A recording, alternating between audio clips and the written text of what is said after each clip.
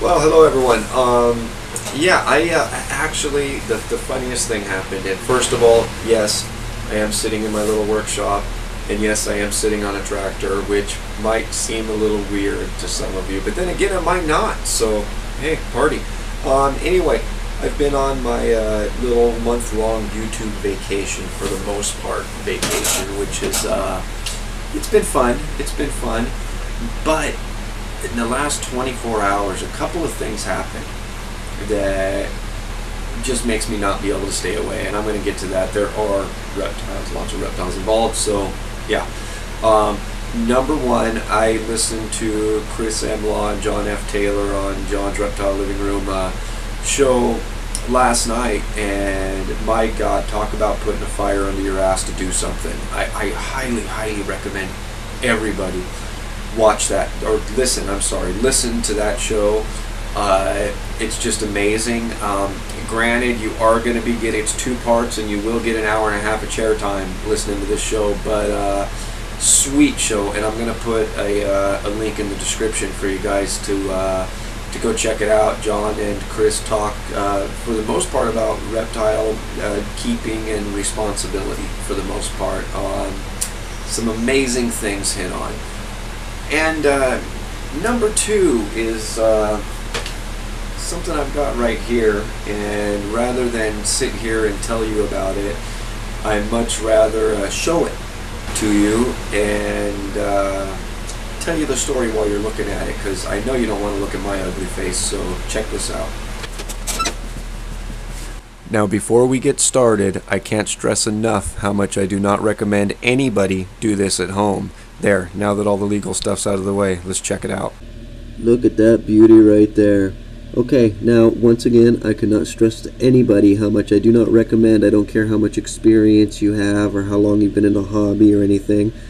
Don't try this at home. Please don't try this at home. Now, let's back away to a safer distance and hear the story. So I'm at work today, and somebody comes and gets me and brings me over, and as it turns out, they went and got a nice hot cup of coffee on this chilly Northern California day, and when they walked back and opened up their office door, Little Ripper here was sitting right in the doorway inside their office. So, first things first.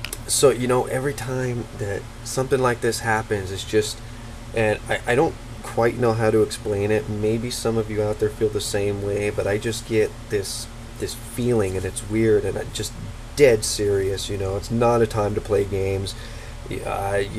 Red light, sirens, the whole ball of wax. And I even think I probably said something to the guy of, unless you want to die, get out of the way and let me do my thing. So anyway, very first concern, as should always be, is to secure the animal. Nobody needs or wants, necessarily, figuratively speaking, one of these things running around their office free. So once the animal was secured, we answered some questions, or I answered some questions about it, both with the person in the office and the boss that was there. This is not somebody that I've actually dealt with before, and somebody that used to kill him when he saw him, and after being introduced to me and me talking his ear off for hours on end about these animals, he just kind of changed his mind, and now a lot of times when he finds them, he gives me a call to come and get them. So that's just awesome. That's just taken what he used to always say is the only good snake is a dead snake, and I'm sure we've heard that a lot, and it's taken somebody with that mentality and actually turning them around. So this goes to show everybody out there, you might talk somebody's ear off for months and months and months, but if you ever get through to them, that is the reward right there. Trust me, it's possible, it's worth it, it happens. It happened in this case. This person came and got me, and instead of killing this animal, which for the last 50 years is exactly what he's done to him, and he secured the snake, answered the questions, walked around the premises, and I explained to him my theory of how this animal got into his office and what he could do to prevent it in the future. And what more can you say? The best part about it is this awesome animal here is it's going to live another day because somebody's mind was changed, because somebody was persistent and not rude, not insulting, but persistently kind and educational.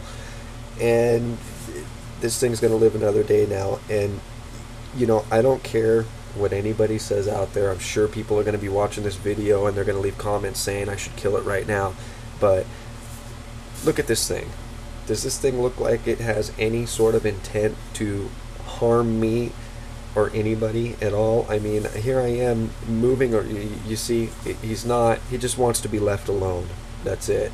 And so yeah, anyway, there he is. Awesome looking little guy. I'll see on I'm not that's kind of another funny story I need to tell really quick. Once I secured it and had everything said and done, and I was going to go put the animal in my truck, the guy leans over and whispers at me, "You're not going to put that in the cab of your truck, are you?" And like I explained to him, and I'm sure a lot of you have felt the same way at times, I told him, listen, I might be a little crazy, but I'm not stupid. I'm not going to put, buckle him in the passenger seat next to me. So I actually have a spot on my truck that is well designed for carrying cargo such as this, that keeps it away from the cab and people out of harm's way when I need to do so. In fact, I'm actually think I'm going to get some stickers put on that saying, saying something to the effect of warning people, even though this box is locked, you might not want to try to break into it because you don't know what's there.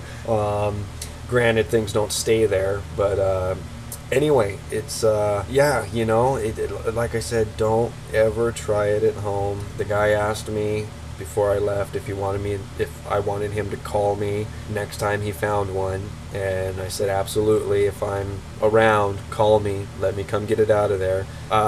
Unfortunately, or maybe fortunately for that matter, I explained to him that if I'm not around, I don't recommend he kill it. I don't recommend he try to save it for me to remove at a later date. I recommend he leave it the hell alone, because if you ask me, if you're trying to catch it or if you're trying to kill it, if you're close enough to do either of those, you're close enough to get bit and you're close enough to have a bad day, and it is not worth it. Trust me, it's not worth it. So yeah, basically that's that. There he is, and like I said, maybe a little bit crazy but not stupid, so I'm going to put some equipment together. I'm not going to stick my camera hand down in that cage right now, so I'm going to get some equipment put together and see if I can get some pretty sweet close-up shots for you guys, and we'll see what we see. Anyway, again, a gorgeous little animal having a second chance to live another day. Awesome stuff.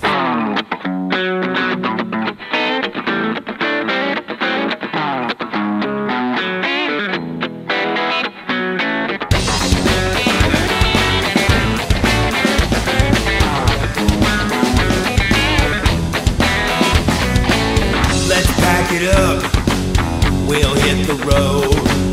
We'll search for diamonds in those piles of gold. We'll mold this bitch from a piece of clay. Another town and another day. What did I say? Ready to play. Oh yeah. Let's take to the stage for one more show. This dedication's to the people we know. I'm just surprised that this never gets old. The path to these dreams ends in a pot of fool's gold.